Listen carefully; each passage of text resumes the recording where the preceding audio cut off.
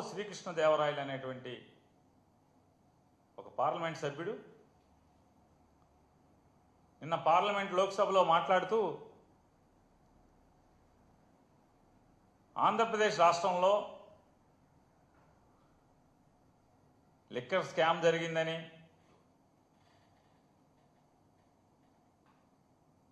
దాంట్లో ఎవరెవరో పేర్లు ఉటంకిస్తూ వాళ్ళ ద్వారా వేల కోట్ల రూపాయలు దేశాలు దాటి వెళ్ళిపోయినాయి అని చెప్పని, అంటే వీటన్నిటికీ విషం చిమ్ముతూ చంద్రబాబు నాయుడు గారి గూట్లో చేరినటువంటి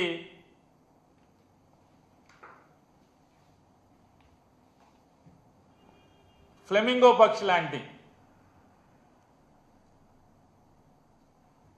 ఈ పెద్ద మనిషి గారు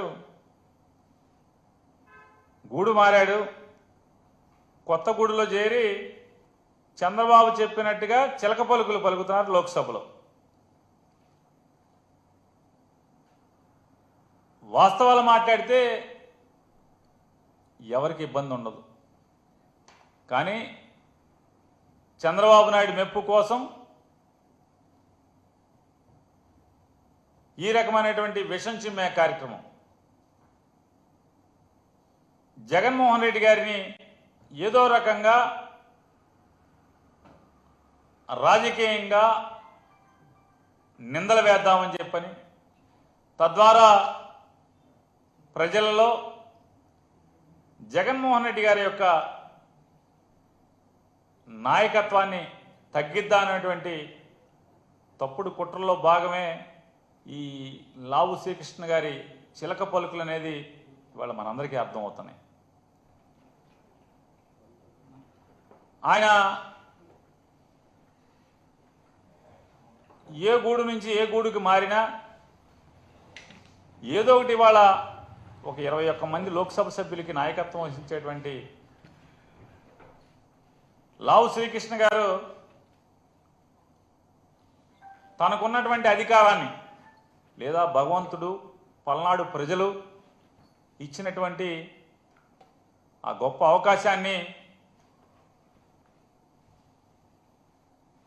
ఆంధ్రప్రదేశ్ రాష్ట్రంలో విశాఖ ఉక్కు ఫ్యాక్టరీని బతికించేదానికి మైక్ను వాడడం, తనకున్న అవకాశాన్ని వాడడం, లేదా పోలవరం ప్రాజెక్టుకి అరకొర నిధులు కాదయా, సంపూర్ణమైనటువంటి భూసేకరణతో సహా నిర్వాసితులకి చెల్లించాల్సినటువంటి డబ్బులతో సహా తక్షణం చెల్లించండి అని నిలదీసేదానికి లోక్సభలో పల్నాడు ప్రజలు తనకి ఇచ్చినటువంటి మైక్లో మాట్లాడే అవకాశాన్ని ఆయన వాడుకోడు. లేదా ఈ ఆంధ్ర రాష్ట్రానికి మరీ ప్రత్యేకించి సాగు కోసం, తాగునీటి కోసం ఇబ్బందులు పడుతున్నటువంటి రాయలసీమ లిఫ్ట్ ఇరిగేషన్ని అధికారికంగా లేదా కేఆర్ఎంబి ఇచ్చినటువంటి స్టేని ఎత్తివేయటం కోసం పల్నాడు ప్రజలు ఇచ్చినటువంటి అధికారాన్ని తన మైకు వాడడం, లేదా ఈ మధ్యకాలంలో మనం చూస్తున్నాం జనాభా నియంత్రణ అనేది ప్రభుత్వం ప్రజలకి నూరిపోయటం వల్ల ఈ దేశ శ్రేయస్సుని కాంక్షించి దక్షిణ భారతదేశంలోని ప్రజలందరూ కూడా జనాభా నియంత్రణ కోసం కంకణబద్దులై ఆనాటి ప్రభుత్వం చెప్పిన లక్ష్యాన్ని ఆచరణలో పెడితే దాన్ని సాకుగా ఇవాళ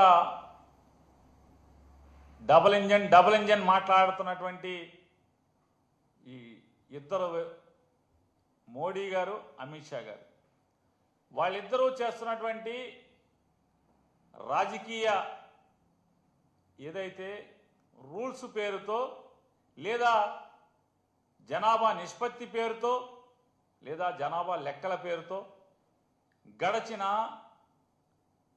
40-50 సంవత్సరాలుగా పాలకులు ఆపుకుంటూ ప్రజానాయకులు ఆపుకుంటూ వస్తున్నటువంటి నియోజకవర్గాల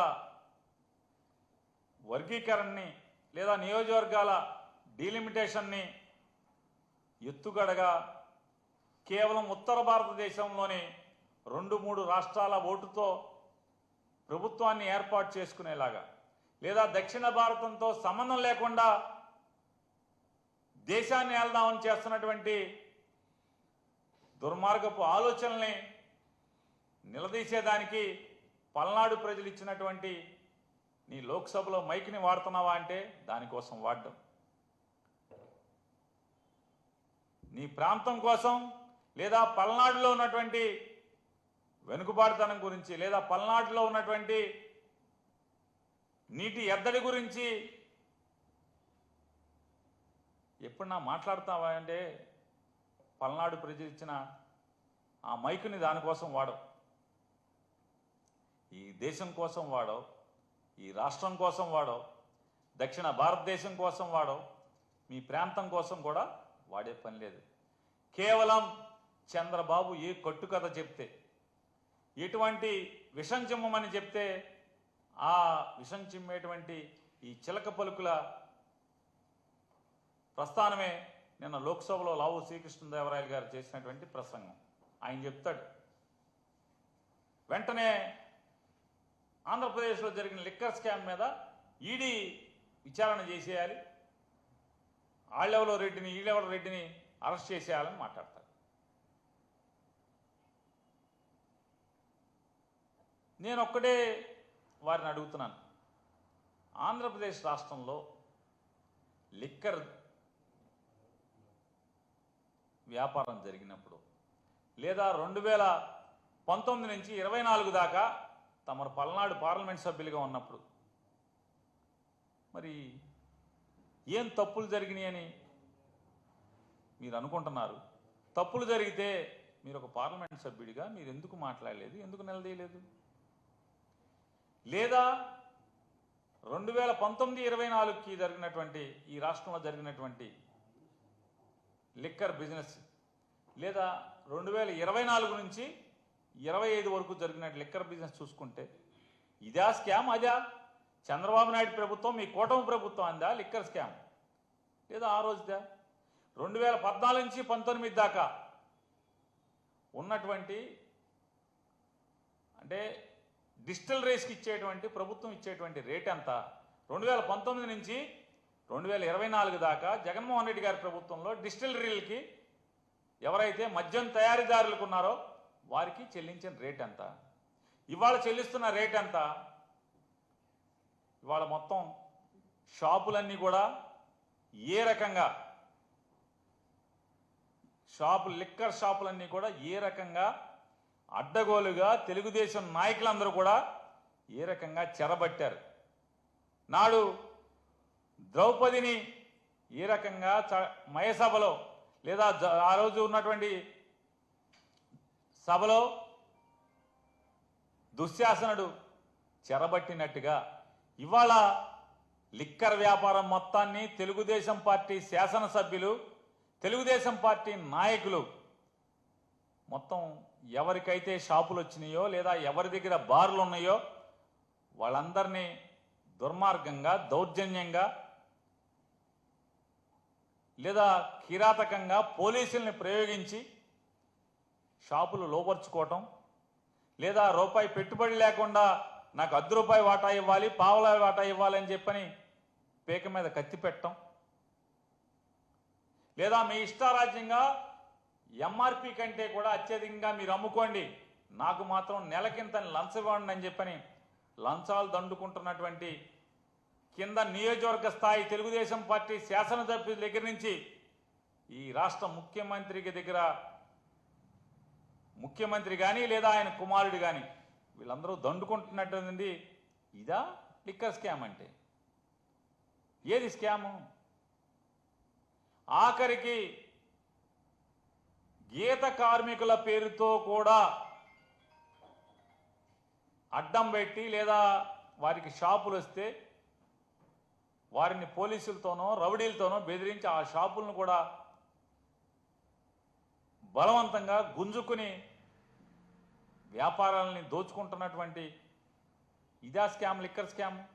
ఈ స్కాములు కనపడవు మనకి. ఏమీ జరగకపోయినా కూడా అప్పుడు స్కామ్ అని చెప్పని కట్టుకథలు చెప్పాలి. ఈడీ మీద ఈడీ విచారణ చేయమని అడుగుతున్నారు కదా. పనిలో పనిగా లావు శ్రీకృష్ణదేవరాయలు గారిని అడుగుతున్నాను, రేపో ఎల్లుండో ఇది కూడా మాట్లాడండి.